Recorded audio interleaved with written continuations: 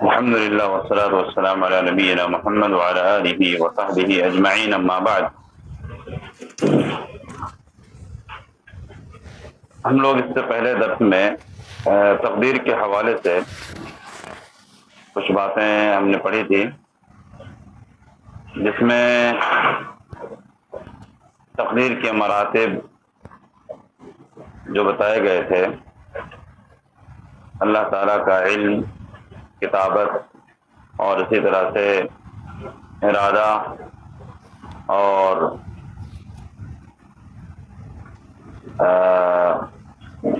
خلق، یہ چار مراتب تھے تقدیر کے۔ اس کے بعد پھر بندوں کے افعال کے حوالے سے بات آئی کہ بندے اپنے افعال کے خود خالق ہیں، اور پھر اس اعتراض کا بھی جواب دیا گیا تھا کہ گناہ پر تقدیر کو حجت بنانا جائز نہیں ہے۔ اب آج انشاءاللہ ہم لوگ اسی کے تقدیر ہی سے متعلق کچھ باتیں مزید اور پڑھیں گے کہ مصیبت کے وقت اللہ تعالیٰ کے فیصلوں پر ہمارا رویہ کیا ہونا چاہیے، کیونکہ جب کوئی مصیبت آتی ہے تو لوگ مختلف قسم کی باتیں کرتے ہیں، اور ظاہر ہے مصیبت آئے تو اس پر صبر کرنا یا اس کے ساتھ اچھے سے پیش آنا یہ تقدیر کے اوپر ایمان لانے کے جز میں سے۔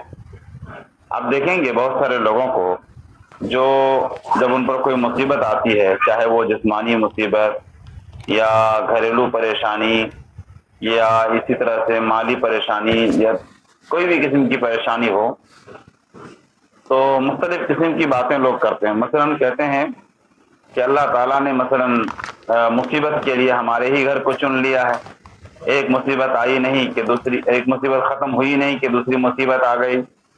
اللہ تعالیٰ نے ایسا کیوں کیا؟ اللہ تعالیٰ نے مثلا کسی کی جوانی میں موت ہو جاتی ہے یا کسی کے بچپنے میں موت ہو جاتی ہے، تو ہم میں سے بہت سارے لوگ یہ کہتے ہوئے پائے جاتے ہیں کہ اللہ تعالیٰ نے فلاں کو وقت سے پہلے موت دے دیا، فلاں کے ساتھ ایسا نہیں ہونا چاہیے تھا، وغیرہ۔ اس طرح کے جو جملے ہم کہتے ہیں اپنے مصیبت کے وقت، تو یہ سب تقدیر کے اوپر ایمان لانے کے منافی امور میں سے ہیں، یعنی تقدیر پر گویا کہ صحیح سے ایمان نہیں ہے۔ نہیں، کسی کی موت وقت سے پہلے نہیں ہوتی ہے جب تک کہ وہ اپنے وقت کو پورا نہ کر لے، تو اس لیے اس طرح کے جملے کہنا درست نہیں ہے۔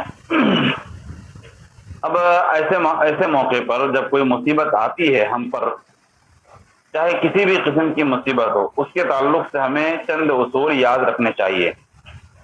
سب سے پہلا اصول یہ ہے کہ ہمیں یہ یقین رکھنا ہے اور یہ ایمان رکھنا ہے کہ اللہ تعالیٰ علیم ہے، یعنی اللہ تعالیٰ جاننے والا ہے، جانتا ہے، وہ لہذا وہ سب جانتا ہے کہ کس کے لیے کون سی چیز خیر ہے اور کون سی چیز شر ہے۔ آپ کے اوپر کوئی مصیبت آئی تو آپ کو لگا کہ یہ میرے ساتھ بہت برا ہوا، لیکن آپ کو اسی وقت یہ بھی سمجھنا چاہیے کہ ظاہر ہے ہم پر جو مصیبت آئی اس کا علم اللہ تعالیٰ کو ہے اور ہم اس کے بندے ہیں، تو یہ جو مصیبت آئی ہے گویا اللہ تعالیٰ کے علم میں یہ بات ہے۔ اور کبھی کبھی ابھی آگے ہم لوگ پڑھیں گے انشاءاللہ کہ بسا اوقات بہت ساری مصیبتیں بظاہر مصیبت ہوتی ہے کیونکہ اس میں ہمیں تکلیف ہوتی ہے، لیکن کچھ سالوں کے بعد یا کچھ دنوں کے بعد یا وقت گزرنے کے بعد ہمیں اس کا احساس ہوتا ہے کہ نہیں، اس وقت جو ہوا تھا وہ میرے لیے بہتر ہوا تھا، گرچہ ہم اس کو اس وقت برا جان رہے تھے۔ تو اس طرح کی بہت ساری چیزیں ہماری زندگیوں میں آتی جاتی رہتی ہے۔ تو پہلی چیز، آپ اس مصیبت کے وقت اس اصول کو یاد رکھیں کہ اللہ تعالیٰ علیم ہے، اس کے علم سے یہ چیز باہر نہیں ہے، لہذا وہ اپنے بندوں کے لیے کون سی چیز مناسب ہے وہ بہتر جانتا ہے، بلکہ ہم سے زیادہ اچھی طرح سے جانتا ہے۔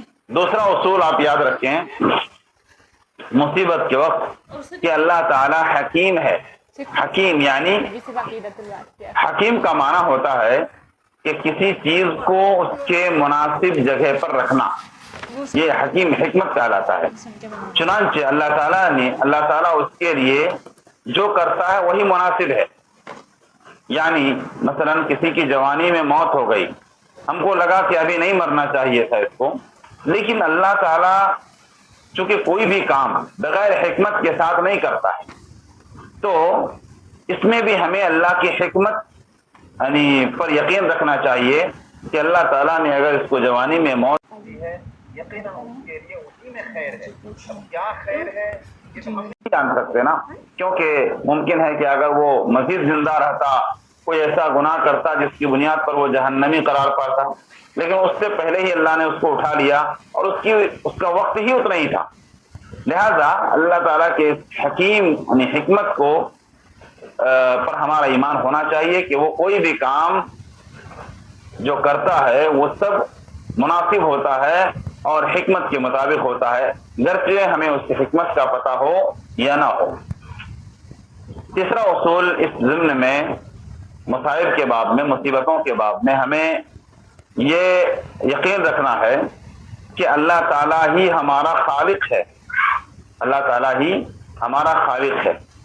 اگر لہذا وہ اپنی مخلوق کے بارے میں جتنا جانتا ہے کوئی نہیں جانتا، بلکہ ہم لوگ بسا اوقات بہت ساری بیماریوں سے ہم میں سے بہت سارے لوگ جوجھ رہے ہیں، پریشان ہیں، اور ان کو لگتا ہے کہ یہ بیماری ان کے لیے کیا ہے، تکلیف دہ ہے، اور یقیناً تکلیف دہ ہے، پریشانی ہے، اس میں دقتیں ہیں۔ تو اب ایک آدمی کا رویہ کیا ہوگا اس مصیبت پر، اس بیماری پر؟ تو ایک بطور مومن ہمارا رویہ یہ ہونا چاہیے کہ اللہ تعالیٰ ہی ہمارا خالق ہے، لہذا اگر اس نے صحت دی ہے تو وہ بہتر جانتا ہے کہ اس میں کیا فائدے ہیں ہمارے لیے اور کیا حکمت ہے۔ اگر اس نے بیماری دی ہے تو وہ یہ جانتا ہے کہ اس میں کیا حکمت ہے اور کیا اچھائیاں چھپی ہوئی ہیں، کہ اسے معلوم ہے کہ کس کے لیے کون سی چیز مناسب ہے۔ لہذا ایک آدمی کو اگر بیماری ملی ہے تو اس کو یہی سمجھ کر، یہی ایمان رکھ کر اسے تسلی کرنا چاہیے کہ یہ جو بیماری مجھے ملی ہے میرے خالق کی طرف سے ملی ہے، اور وہ اپنے مخلوق کے بارے میں ہم سے زیادہ جانتا ہے، جیسا کہ اللہ تعالیٰ نے فرمایا الا يعلم من خلق وهو اللطيف الخبير، کہ وہ کیوں نہ جانے، وہ تو اپنے مخلوق کے بارے میں کیوں نہ جانے، وہ تو لطیف الخبیر ہے، باریک بین خبر رکھنے والا ہے۔ یہ تیسرا اصول تھا۔ چوتھا اصول ہمیں اس باب میں یہ یقین رکھنا ہے اور اس پر ایمان رکھنا ہے کہ اللہ کا ہر فیصلہ عدل پر قائم ہے، انصاف پر قائم ہے۔ تو اللہ تعالیٰ کا ہر فیصلہ عدل پر قائم ہے۔ جب ایک مومن یہ عقیدہ رکھے گا کہ اللہ کا فیصلہ جیسا بھی آتا ہے، چاہے وہ ہمارے موافق ہو یا موافق نہ ہو، ہمارے مزاج کے مطابق ہو یا نہ ہو، ہمیں یہی عقیدہ رکھنا ہے، یہ اصول اپنائے رکھنا ہے کہ اللہ تعالیٰ کا جو بھی فیصلہ آتا ہے وہ عدل پر قائم ہے۔ اللہ رب العالمین سے ظلم کا سرزد ہوگا ہی نہیں اور ہوتا بھی نہیں، کیونکہ وہ عدل ہے، جیسا کہ نبی کریم صلی اللہ علیہ وسلم نے فرمایا ماضٍ فی حکمک عدل فی قضاؤک، کہ مجھ پر تیرا ہی حکم چلتا ہے اور تیرا فیصلہ عدل پر مبنی ہے۔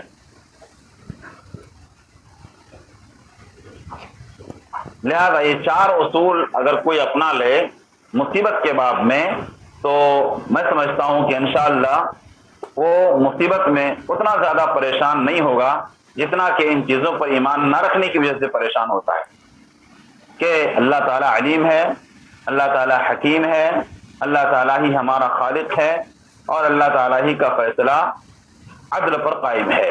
یہ چار اصول آپ اپنے ذہن میں رکھیں مصیبت کے باب میں، تو انشاءاللہ بہت ہی اطمینان اور سکون ملے گا۔ اب آگے جو ہمارا نقطہ ہے کہ ہم لوگ بولتے ہیں نا، یا اور حدیث میں بھی ہے کہ وَتُؤْمِنَ بِالْقَدْرِ خَيْرِهِ وَشَرِّهِ، کہ آپ تقدیر پر ایمان رکھیں، اس کے اچھائی پر اور اس کے برائی پر، یعنی اچھی تقدیر ہو یا بری تقدیر ہو، اس پر کیا ہے ایمان رکھنا ہے، ٹھیک ہے؟ تو اس اچھی اور بری تقدیر کا کیا مطلب؟ اچھائی اور برائی جیسی بھی ہو وہ سب اللہ تعالیٰ کی طرف سے ہے، جیسا کہ اللہ تعالیٰ نے منافقین کے تعلق سے فرمایا کہ وَإِن تُصِبْهُمْ حَسَنَةٌ يَقُولُوا هَذِهِ مِنْ عِنْدِ اللَّهِ، کہ اگر انہیں کوئی اچھائی پہنچتی ہے تو وہ کہتے ہیں کہ یہ اللہ کی طرف سے ہے، اور اگر کوئی مصیبت پہنچتی ہے وَإِن تُصِبْهُمْ سَيِّئَةٌ يَقُولُوا هَذِهِ مِنْ عِنْدِكَ، اگر کوئی مصیبت پہنچتی ہے ان کو تو کہتے ہیں یہ تمہاری وجہ سے ہے۔ قُلْ كُلٌّ مِّنْ عِنْدِ اللَّهِ، آپ کہہ دیجئے نبی صلی اللہ علیہ وسلم کہ ساری چیزیں اللہ تعالیٰ کی طرف سے ہیں، یعنی خیر ہو کہ شر ہو یہ سب اللہ تعالیٰ کی طرف سے ہی آتی ہے۔ اب رہی بات کہ جہاں تک تقدیر کے اچھے ہونے کا مطلب، ہم لوگ سمجھ سکتے ہیں اس کو کہ ایک آدمی کے ساتھ اچھے معاملات ہوں، ان کا کاروبار اچھا چلے اور صحت مند رہے اور ہر حال میں مطلب اچھا رہے، لیکن جہاں تک شر کی بات ہے یعنی کہ بری تقدیر، اس کا کیا مطلب ہے؟ تو اس کا مطلب یہ ہے کہ اللہ تعالیٰ کے، آپ دو چیز کو دیکھیں، ایک تو یہ ہے کہ اللہ تعالیٰ خالق ہے، جیسا کہ ہم نے پیچھے جانا، تو اللہ تعالیٰ خالق ہے، تو اللہ تعالیٰ نے تمام چیزوں کو پیدا کیا، خیر کی چیزوں کو بھی اور شر کی چیزوں کو بھی، تو اللہ تعالیٰ کا جو یہ کام ہے پیدا کرنا، اس میں بری چیزیں بھی ہیں اور اچھی چیزیں بھی ہیں، تو یہ جو بری چیزیں جو ہم کہہ رہے ہیں یہ بری چیز کس کے لیے ہیں؟ ہمارے لیے بری ہے، نہ کہ اللہ تعالیٰ نے غلط یعنی پیدا کر کے غلط کیا، نعوذ باللہ ایسا نہیں کہہ سکتے ہم۔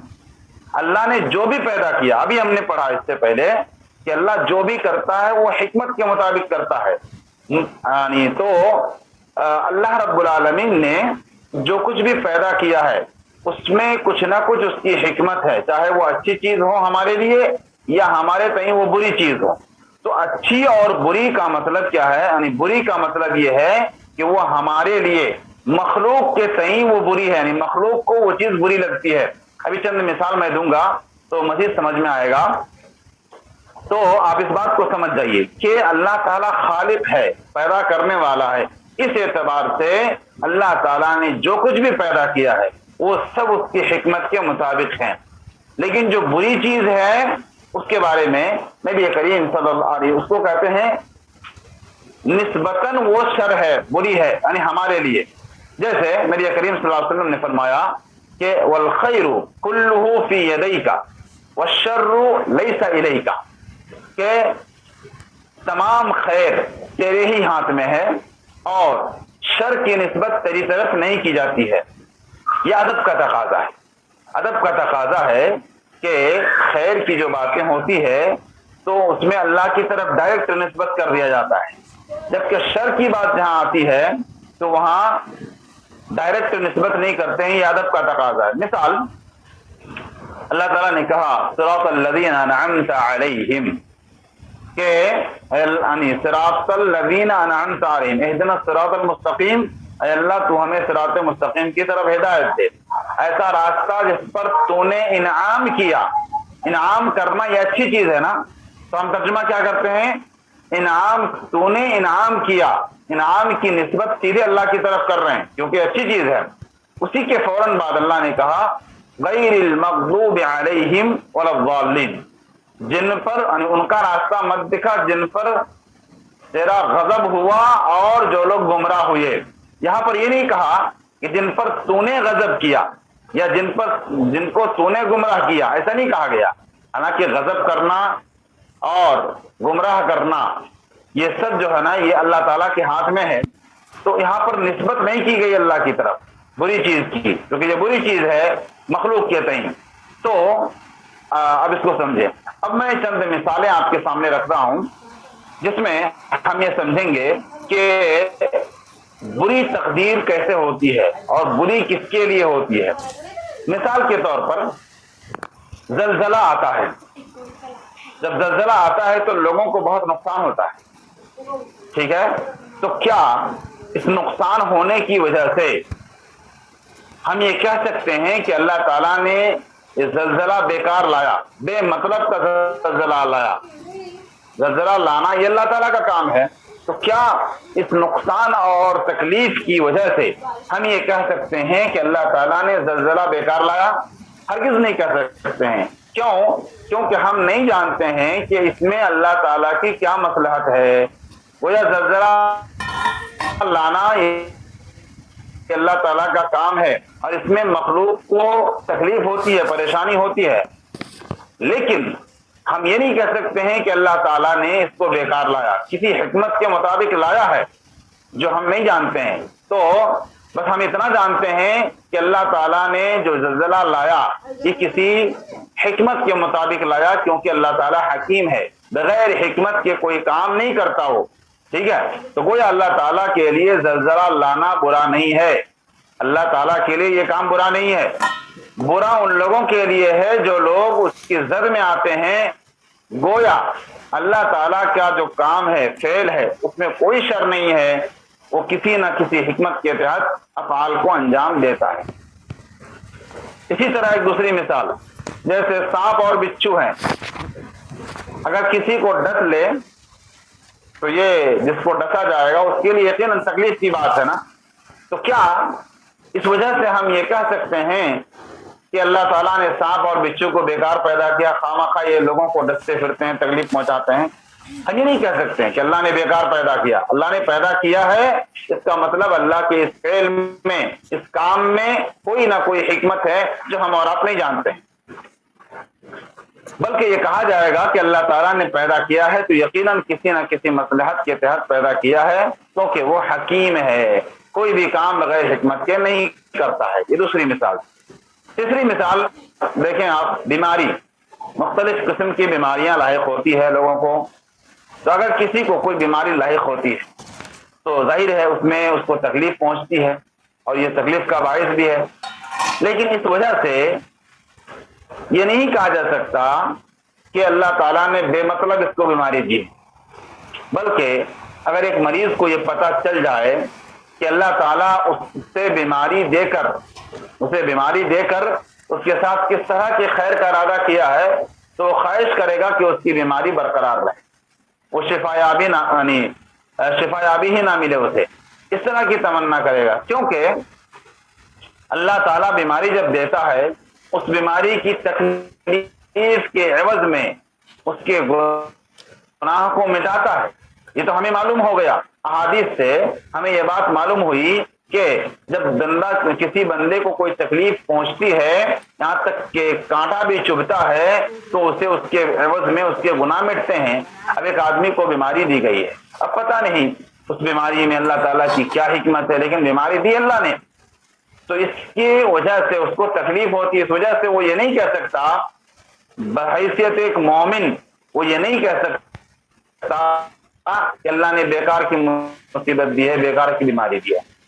تو لہذا پتہ یہ چلا کہ بیماریاں محض برائی نہیں ہے، شر نہیں ہے، بلکہ بعض ناحیے سے اس میں کیا ہے، یعنی شر ضرور ہے لیکن بعض ناحیے سے اسی میں خیر بھی ہے۔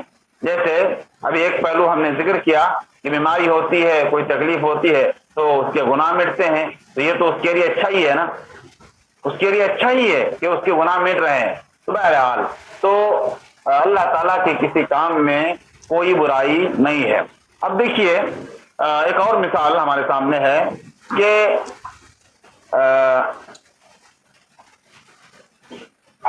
بہت سارے لوگوں کو کہ پیٹ میں پتھری ہوتی ہے، جسم کے کسی بھی حصے میں پتھری ہوتی ہے، اللہ تعالیٰ سب کو اس بیماری سے محفوظ رکھے۔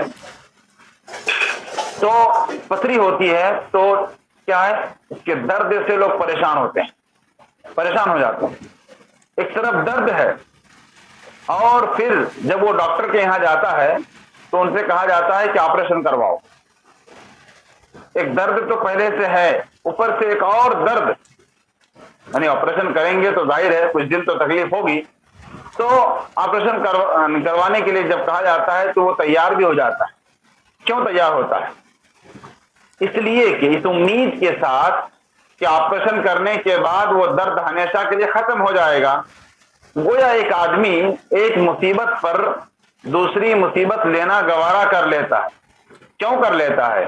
کیونکہ وہ جانتا ہے کہ دوسری مصیبت کے بعد خیر ہی خیر ہے، یعنی ایک تکلیف پر ایک اور تکلیف جو آپریشن کی تکلیف ہے اس کو برداشت کر لیتا ہے۔ کیوں؟ جب اسے اس کی حکمت معلوم ہو جاتی ہے، حکمت معلوم یہ ہو جاتی ہے کہ اس تکلیف کے بعد اور تکلیف نہیں ہے، پریشانی ختم ہو جائے گی، تو گویا ابھی جو کچھ دیر کے لیے اس کو تکلیف ہوئی یعنی آپریشن کرنے کے بعد، تو اس کچھ دیر کے تکلیف میں اسے یہ امید ہے کہ آگے اور یعنی تکلیف پورے طور پر ختم ہو جائے گی۔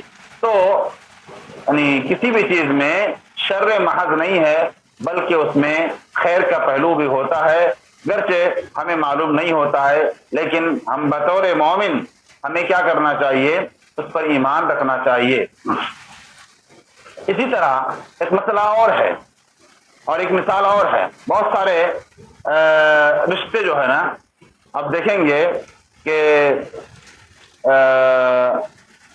جب شادی ہوتی ہے لوگوں کی تو بہت سارے ماں باپ چاہتے ہیں کہ ہمارے بیٹے کی شادی فلاں جگہ کریں گے، ہماری بیٹی کی شادی فلاں جگہ کریں گے۔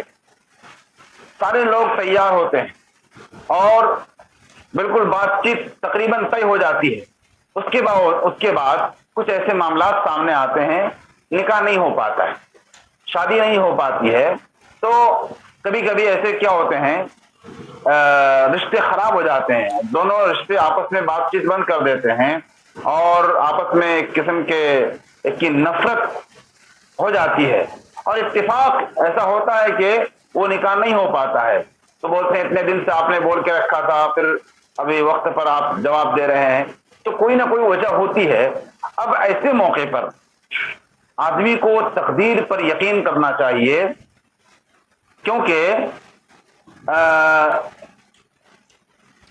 اب وہ یا تو اگر لڑکے کی خواہش ہوتی ہے کہ ہم فلاں جگہ شادی کریں تو پریشان ہو جاتے ہیں اور طرح طرح کی باتیں کرتے ہیں، لیکن اب دیکھیں گے کہ کچھ دنوں کے بعد، کچھ سال گزرنے کے بعد انہیں پتہ چلتا ہے کہ اچھا ہوا فلاں گھر میں ہماری شادی نہیں ہوئی۔ تو اس طرح کے معاملات میں آدمی کو نفرت نہیں پالنا چاہیے، بلکہ کوششیں تھی، اپنی ساری کوشش تھی، سارے لوگوں کی چاہت تھی، لیکن کسی وجہ سے نہیں ہو پاتا ہے، تو نفرت نہیں پیدا ہونا چاہیے، بلکہ اپنے تقدیر پر ایمان کا جائزہ لینا چاہیے کہ یہی ہمارے مقدر میں تھا، ساری کوشش ہونے کے باوجود۔ تو یہ بھی ایک پہلو ہے جس سے ہم یہ سمجھ سکتے ہیں کہ گرچہ اس کو جس وقت شادی نہیں ہوئی تو دونوں رشتے والوں کو برا لگا، لڑکا اور لڑکی کو برا لگا ہوگا، لیکن جب نتیجہ بعد میں سامنے آتا ہے اور ساری چیزیں واضح ہو جاتی ہے تو دونوں ہی شکر ادا کرتے ہیں کہ ہمارا فلاں گھر میں شادی نہیں ہوئی اور فلاں گھر میں شادی نہیں ہوئی۔ تو اس طرح سے اس سے پہلے ہی، نتیجہ ظاہر ہونے سے پہلے ہی ہمارے ایمان کا تقاضا ہے کہ ہم اس میں رضامند رہیں۔ اب دیکھیے یوسف علیہ السلام کو، ان کے ساتھ جو ہوا، ان کو اپنے بھائیوں نے کنویں میں ڈال دیا۔ اب کنویں میں ڈالنا ایک ننھے منھے بچے کو، کیا اس کے لیے یہ بات تکلیف دہ نہیں ہے؟ یقیناً ان کے لیے اس میں شر تھا، بری بات تھی ان کے لیے اور تکلیف دہ بات تھی، لیکن ہم نے جیسا کہ کہا کسی بھی معاملے میں شر محض نہیں ہوتا، صرف شر نہیں ہوتا، اس کے اندر خیر بھی چھپا ہوا ہوتا ہے، کبھی وہ خیر ظاہر ہو جاتا ہے اور کبھی ظاہر نہیں ہوتا ہے۔ اب یوسف علیہ السلام کو دیکھیے، آپ بچپن میں ہے، 8-10 سال کی عمر ہے، کنویں میں ڈال دیا گیا، ننھا منا بچہ ہے، ان کے لیے کتنی تکلیف کی گھڑی رہی ہوگی ہم اندازہ نہیں کر سکتے ہیں، لیکن اللہ رب العالمین نے اس کے پیچھے ایک عظیم خیر چھپا کر رکھا تھا، ہے نا، جو اللہ تعالیٰ نے انہیں اسی کنویں میں ڈالے جانے کے بعد عطا کیا۔ گویا کنویں میں ڈالا جانا، یہ کہہ سکتے ہیں کہ کنواں ان کی کامیابی کا پہلا زینہ تھا، پہلی سیڑھی تھی، اس کے بعد اللہ تعالیٰ نے انہیں مصر کا بادشاہ بنا دیا۔ تو دیکھیں، بظاہر یہاں پر یہ چیز بری لگ رہی تھی، لیکن اس کے پیچھے اللہ تعالیٰ نے بڑی حکمت چھپا کر رکھی تھی۔ ممکن ہے اگر یہ لوگ اس کو کنویں میں نہیں ڈالتے تو کیا وہ مسافر کی جماعت جنہوں نے ان کو اٹھا کر لے جا کر مصر میں بیچے تھے، کیا ان کے گھر جاتے, ان کو بیچنے کے لیے لے جاتے اور لے جانے دیتے کوئی ماں باپ؟ تو یہ سب اللہ تعالیٰ مقدر کر رکھا تھا. چنانچہ اس برائی میں بھی خیر کا پہلو ہمیں تلاش کرنا چاہیے. کوئی بھی چیز جو بری لگے ہمیں, اس میں خیر کا پہلو ہمیں تلاش کرنا چاہیے.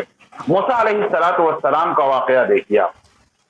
میں پورے مثالیں بیان کر رہا ہوں کہ موسیٰ علیہ السلام کو دیکھیے, جب پیدا ہوئے تو وہ جو ماحول تھا, فرعون کا فرمان جاری تھا کہ بچوں کو, جو بچے ہوں گے اس کو قتل کر دیا جائے, اور بچی ہو تو اس کو زندہ چھوڑ دیا جائے. اب موسیٰ علیہ السلام کی اسی موقع پر پیدائش ہوتی ہے. اللہ تعالیٰ نے ان کی ماں کو حکم دیا کہ وہ انہیں ایک صندوق میں ڈال کر دریا میں ڈال دیں. اب اس کلاس میں بہت ساری مائیں ہوں گی.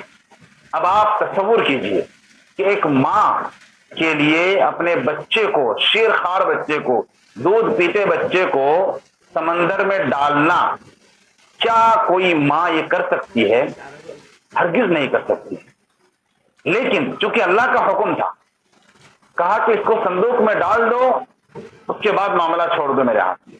اب یہ جو جدائی ہے, دودھ پیتے بچے کو ماں اپنے سے جدا کر کے وہ بھی دریا میں ڈال رہی ہے, جہاں بچے کے ڈوبنے کا بھی خطرہ ہے. یہ تکلیف دہ مرحلہ تھا ایک ماں کے لیے, بہت ہی کٹھن مرحلہ تھا. لیکن چونکہ اس شر کے پیچھے, اس برائی کے پیچھے, اس تکلیف دہ کام کے پیچھے چونکہ اللہ تعالیٰ کا فیصلہ تھا, اللہ تعالیٰ کا فیصلہ تھا, اور اسی راستے سے اللہ تعالیٰ موسیٰ علیہ السلام کو بڑا بنانا چاہتا تھا, اور اسی میں ان کی بھلائی تھی. چنانچہ اللہ تعالیٰ نے موسیٰ علیہ السلام کو اور ان کی ماں کو فرعون کے گھر میں ہی پالا.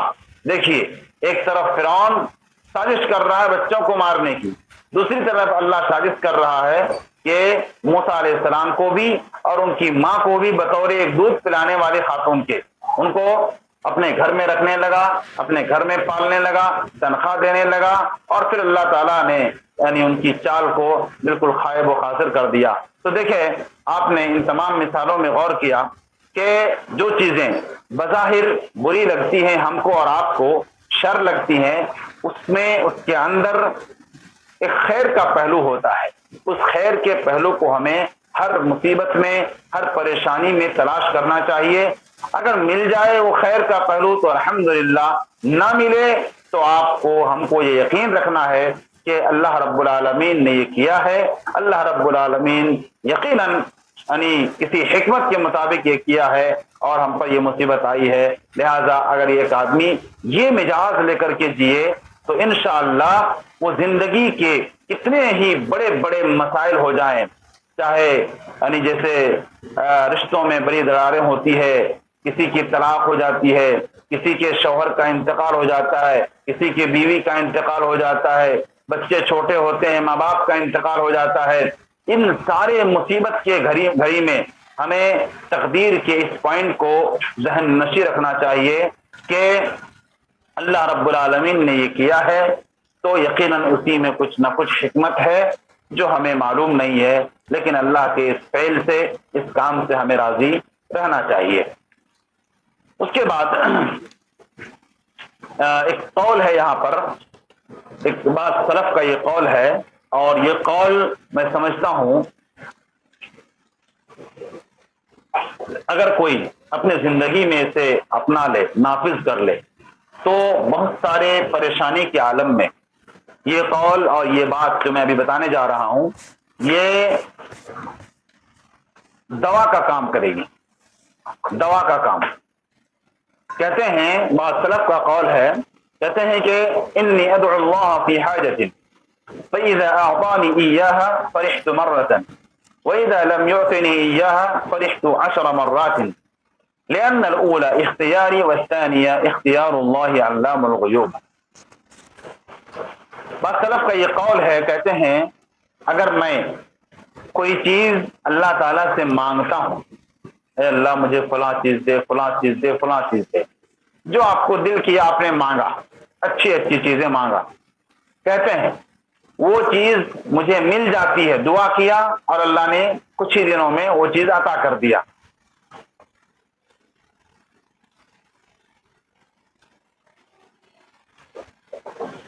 جی تو جو چیز میں مانگتا ہوں اور مجھے مل جاتی ہے تو کہتے ہیں مجھے ایک بار خوشی ہوتی ہے کہ میں نے مانگا اور میرے رب نے سن لیا اور مجھے عطا کر دیا.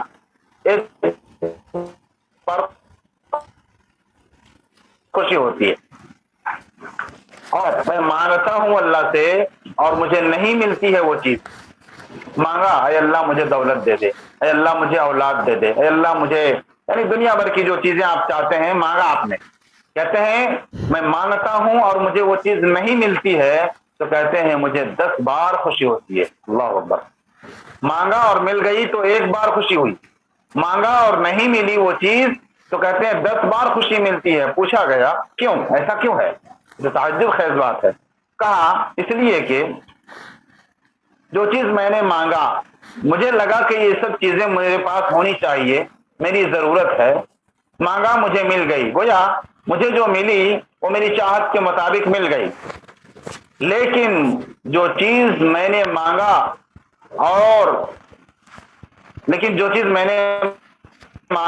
اور مجھے مل گئی لیکن میں نہیں جانتا کہ اس میں میرے لیے خیر ہے یا شر ہے.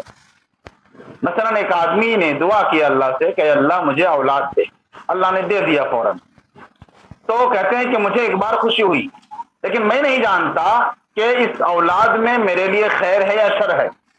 لا قدر اللہ, اللہ ایسا نہ کرے آگے چل کر کے مثلا یہ بچہ فرمان بنا کہ باپ کی عزت مٹی میں ملا کر رکھ دیا.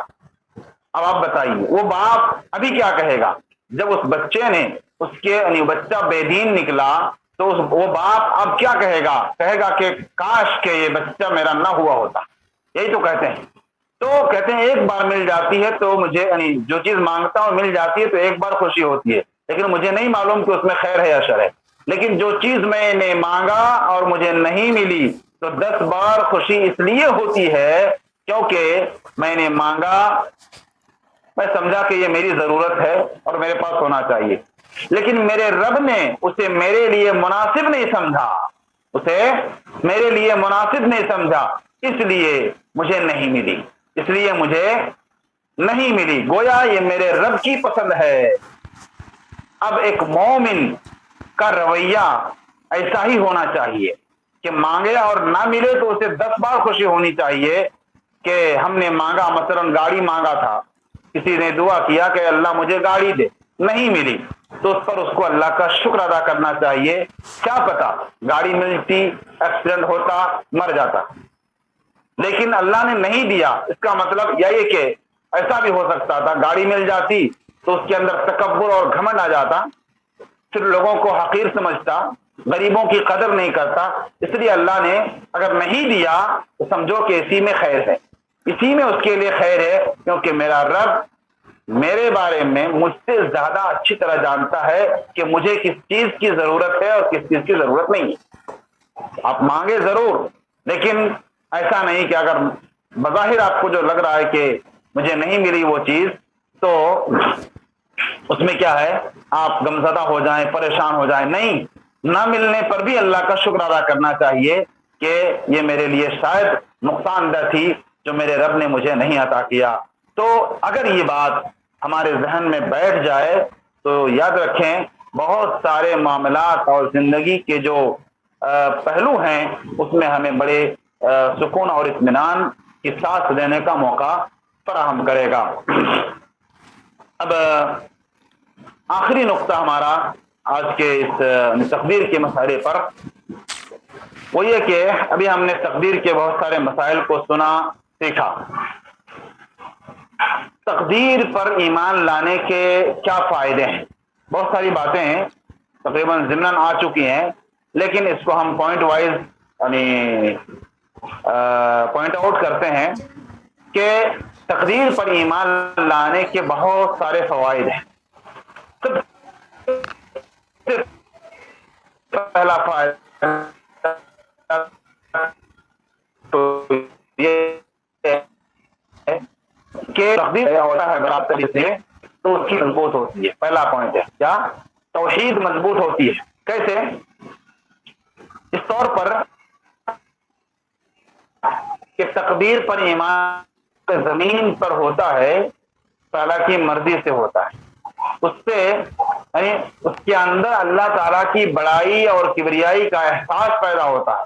اور پھر جب وہ یہ سمجھ جاتا ہے کہ ساری چیزیں اللہ ہی کی طرف سے ہوتی ہے، وہی مدبر کائنات ہے، کائنات میں جو کچھ بھی ہوتا ہے، چاہے وہ کسی کو بیماری دینا ہو، کسی کو صحت دینا ہو، کسی کو دولت دینا ہو، کسی کو غریب رکھنا ہو، اور جو کچھ بھی ہے یہ سب اللہ کی مرضی سے ہو رہا ہے. تو ایسے آدمی ایسے وقت میں ایک موحد اور ایک ایمان رکھنے والا وہ کیا کرتا ہے؟ تمام معاملات کو اللہ کے سپرد کر دیتا ہے کہ اللہ تعالیٰ جو کرتا ہے وہ بہتر ہے، اس پہ ہم رضامند ہے. لہذا ایک انسان کی توحید مضبوط ہوتی ہے.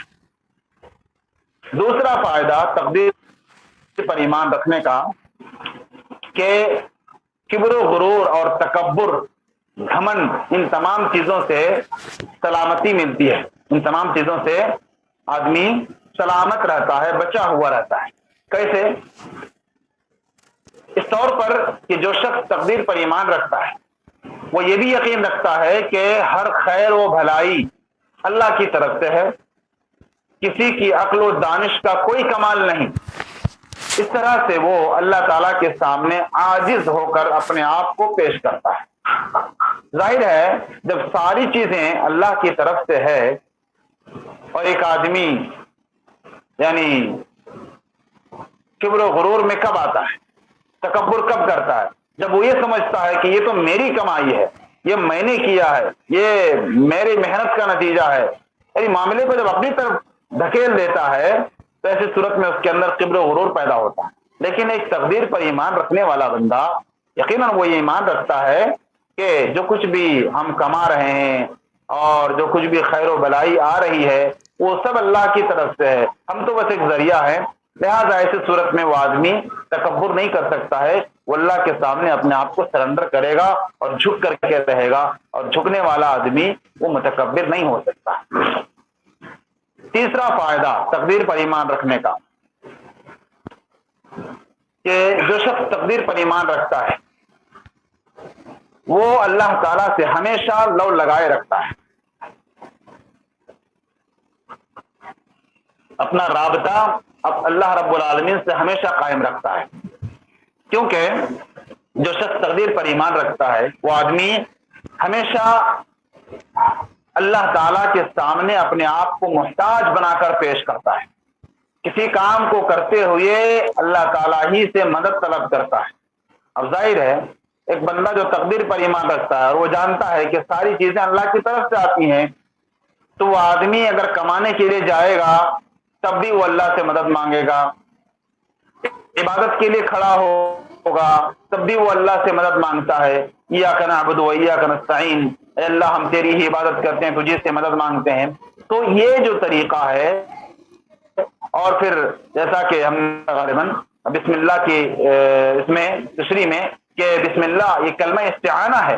ہم کھانے سے پہلے بھی بسم اللہ ہم کو کہنے کے لیے کہا گیا، وضو کرنے سے پہلے بسم اللہ کہنے کے لیے کہا گیا، ہر کام سے پہلے بسم اللہ کہنے کے لیے کہا گیا. کیوں؟ اس لیے کہ آدمی اپنے آپ کو اللہ تعالیٰ کا محتاج بنا کر پیش کرتا ہے. جو تقدیر پر ایمان رکھتا ہے، اے اللہ میں کچھ نہیں کر سکتا جب تک تو مجھے طاقت نہ دے، جب تک مجھے تو توفیق نہ دے. تو اس طرح سے وہ ہر چیز میں اپنے آپ کو محتاج تصور کرتا ہے اور اللہ تعالیٰ سے اپنے آپ کو جوڑے رکھتا ہے. یہ سب سے بڑا فائدہ، ایک بڑا فائدہ ہوتا ہے تقدیر پر ایمان رکھنے کا. اسی طرح تقدیر پر ایمان رکھنے والا ان کو حقیقی اطمینان اور سکون نصیب ہوتا ہے. کیسے؟ اطمینان قلب، دل کا اطمینان اس کو نصیب ہوتا ہے. کیسے؟ اس طرح سے کہ جو شخص تقدیر پر ایمان رکھتا ہے تو وہ خواہ وہ خیر ہو کہ شر ہو سب اللہ رب العالمین کی مرضی سے ہی ہوتا ہے. لہذا تقدیر پر ایمان رکھنے والا شخص ہر حال میں اللہ کی تقدیر سے رضامندی کا اظہار کرتا ہے. اور جب کوئی شر لاحق ہوتی ہے، برائی اور مصیبت لاحق ہوتی ہے یا خیر لاحق ہوتی ہے، تو کہتا ہے قدر اللہ ما شاء فعل۔ تقدیر پر ایمان رکھنے والا یہ جملہ کہہ کر نہایت ہی سکون محسوس کرتا ہے۔ اب یہ تو تقدیر پر ایمان رکھنے والا شخص ہے جو یہ کہہ دیتا ہے، مثلا آپ اس کی مثال لے لیں کہ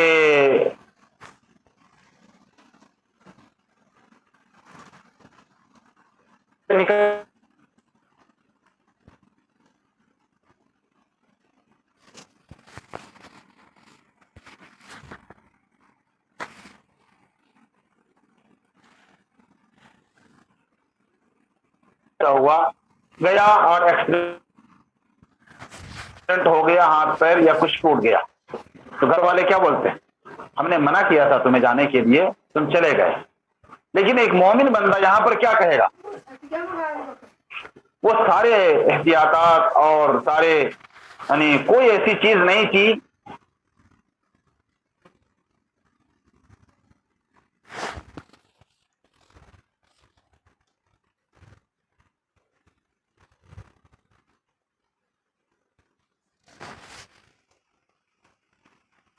ما شاء فعل۔ اللہ نے جو مقدر رکھا تھا، جو چاہا وہ ہوا۔ ایک بچہ یا بچی ایگزام کی تیاری کر رہے، خوب محنت کیا، لیکن اس کے باوجود مثلا کامیابی نہیں ملی، تو کچھ لوگ جو تقدیر پر ایمان نہیں رکھتے ہیں وہ ڈپریشن کے شکار ہو جاتے ہیں۔ لیکن وہیں پر جو تقدیر پر ایمان رکھے اسے سکون ملتا ہے۔ کیسے؟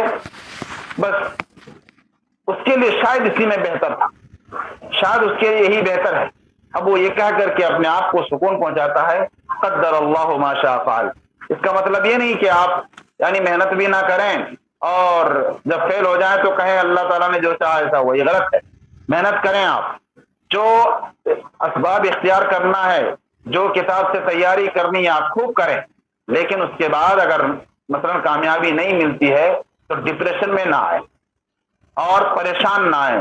اور ایک بولتے ہیں نا، اگر ایسا کر لیتے تو ایسا ہوتا، اگر تھوڑا سا اس کو پڑھ لیتے تو اس کا جواب دے دیتے۔ نہیں، اب ایسا نہ کریں آپ، اس لیے کہ لو کے بارے میں کہا گیا فَإِنَّ لَوْ تَفْتَحُ عَمَلَ الشَّيْطَانِ، کہ یہ شیطان کے دروازے کو کھول دیتا ہے۔ اگر ایسا کرتے تو ایسا ہوتا، اگر ایسا کرتے تو ایسا ہوتا۔ اگر آپ یہ کہتے رہیں گے نا تو ڈپریشن میں آ جائیں گے۔ جب جب آپ کو یاد آئے گا سو کر اٹھیں گے، سونے جائیں گے، یہی بات آپ کو ستاتی رہے گی۔ اگر ایسا کرتے، مثلا کسی کی وفات ہو گئی، کیسے؟ مثلا کسی کو لے جانا تھا فلاں ہاسپٹل میں، لیکن کسی نے مشورہ دیا کہ نہیں آپ یہاں لے جائیے، آپ دوسرے ہاسپٹل میں لے جائیے، اور اتفاق سے وہیں ان کی جان چلی جاتی ہے۔ تو کیا بولتے ہیں لوگ؟ اگر ہم دوسرے ہاسپٹل میں لے جاتے تو شاید جان بچ جاتی۔ بھائی جان کیسے بچتی؟ ان کا تو یعنی اب جو ہونا تھا وہ ہو گیا۔ اب یہاں پر یہی کہنا چاہیے قدر اللہ ما شاء فعل۔ کبھی کبھی ایسے بھی ہم نے واقعات سنے ہیں کہ اتفاق کسی کو بیماری لاحق ہوئی، کسی کو چکر آیا اور اتفاق سے اسی وقت ڈاکٹر موجود نہیں ہے گھر میں، گئے آپ ان کے پاس، ڈاکٹر نہیں ملا، دوسرے ڈاکٹر کے پاس جاتے جاتے ان کا انتقال ہو جاتا ہے۔ تو کیا کہتے ہیں لوگ؟ اگر وہ ڈاکٹر صاحب موجود ہوتے تو شاید ان کی جان بچ جاتی۔ نہیں بچتی جان، ایسا ہی ہونا تھا۔ اس لیے ایسے موقع پر آپ اگر مگر نہ کر کے آپ یہ کہیں قدر اللہ ما شاء فعل، جو اللہ نے مقدر کر رکھا تھا وہی ہوا۔ لہذا یہ ایک بہت ہی سکون اور اطمینان دینے والا جملہ ہے، اس کو ہمیں اپنی زندگی میں لانا چاہیے۔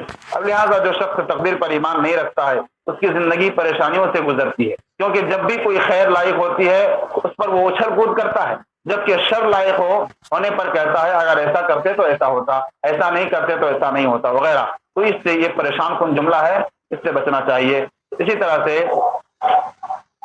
ایک آدمی تقدیر پر جو ایمان رکھتا ہے وہ پریشان نہیں ہوتا، کیونکہ جو شخص تقدیر پر ایمان رکھتا ہے وہ کسی چیز کے جانے سے یا کوئی تکلیف پہنچنے سے پریشان نہیں ہوتا، کیونکہ وہ اس بات پر یقین رکھتا ہے جو کچھ بھی ہوتا ہے وہ اللہ کی طرف سے ہوتا ہے، لہذا وہ پریشان نہیں رہتا ہے، بلکہ وقتی طور پر یعنی کچھ تکلیفیں ہوتی ہے، لیکن وہ یہ کہہ کر کے اس پر مقابلہ کرتا ہے اور پریشان نہیں ہوتا ہے کہ یہ سب تو اللہ تعالیٰ کی طرف سے ہونا ہی تھا، اس لیے ہو گیا۔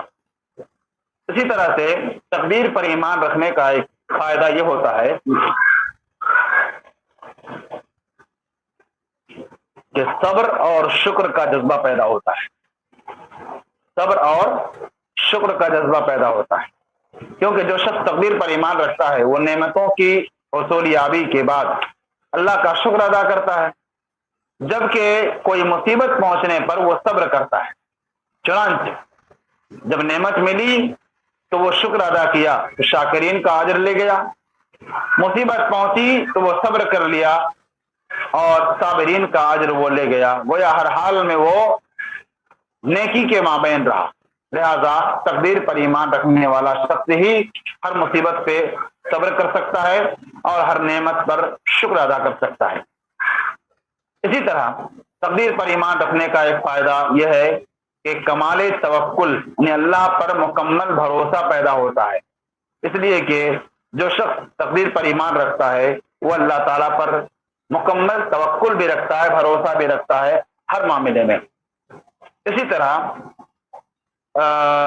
تقدیر پر ایمان رکھنے کا ایک بہت بڑا فائدہ یہ ہے کہ تقدیر پر جو شخص ایمان رکھتا ہے وہ حسد سے پاک ہوتا ہے، حسد نہیں کرتا کسی کے بارے میں، کیونکہ جو شخص تقدیر پر ایمان رکھتا ہے وہ حاسد نہیں ہو سکتا۔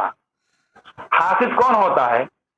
حسد میں ایک آدمی دوسروں کی نعمتوں کو دیکھ کر جلتا ہے نا، کہ پڑوسی جو ہے وہ اس کے اچھے بنگلے ہو گئے، اس کے پاس گاڑی ہو گئے، اس کے بچے اچھے پڑھ رہے ہیں، یعنی ان تمام چیزوں کو دیکھ کر سامنے والا آدمی جل رہا ہے کہ اس کو اللہ کیوں ترقی دے رہا ہے، یہ اتنی ترقی کیسے کر لے رہا ہے، یہ تو ہے حسد۔ تو ایک آدمی جو تقدیر پر ایمان رکھتا ہے وہ قناعت کی زندگی گزارتا ہے کہ بھائی جس کی قسمت میں جتنا لکھا ہے اتنا آ کر رہے گا، وہ مالدار بننے کا ہے وہ مالدار بن رہا، اللہ اس کو بھی دے رہا ہے، اللہ تعالیٰ ہم کو جتنا ہماری ضرورت ہے یا میرے لیے یہی بہتر ہے کہ غریب رہوں۔ تو اس طرح سے ایک آدمی دوسروں کی نعمت پر للچاتا نہیں ہے اور دوسروں کی نعمت پر حسد نہیں کرتا ہے۔ حسد کرنے کا مطلب یہ ہوگا کہ وہ آدمی اللہ تعالیٰ کی تقدیر پر راضی نہیں ہے۔ اللہ کی تقدیر یہ ہے کہ اس کو مالدار بنانا ہے، آپ کو غریب رکھنا ہے، اس کو صحت دینا ہے، آپ کو مصیبت دینا ہے، یہ اللہ کی تقدیر ہے۔ آپ راضی نہیں ہو پا رہے، گویا کہ کسی کی نعمت کو دیکھ کر جل رہے ہیں اور حسد کر رہے ہیں، تو گویا ایک آدمی جو تقدیر پر ایمان رکھتا ہے وہ یعنی حاسد نہیں ہو سکتا ہے۔ دوسروں کی قسمت میں جو لکھا ہے وہ اس کو مل کر رہے گا، اپنی قسمت میں جو لکھا ہے وہ ہم کو مل کر کے رہے گا۔ یہ چند فوائد تھے جو تقدیر پر ایمان رکھنے کے والوں کو یہ نصیب ہوتے ہیں۔ اللہ تعالیٰ سے ہم دعا کرتے ہیں کہ اللہ تبارک و تعالیٰ ہمارے ایمان کو مضبوط بنائے، اور جتنے بھی ایمانیات ہم نے پڑھے جو 6 ارکان تھے الحمدللہ آج وہ ختم ہوئے۔ اللہ تعالیٰ ہمیں ان تمام مسائل کو صحیح طریقے سے سمجھنے اور اس کے مطابق اپنے زندگی میں تبدیلیاں لانے کی توفیق عطا فرمائے اور اس کے مطابق اپنی زندگی گزارنے کی توفیق عطا فرمائے۔ اللہ تبارک و تعالیٰ ہمارے تمام نیکیوں کو قبول فرمائے، گناہوں کو معاف فرمائے۔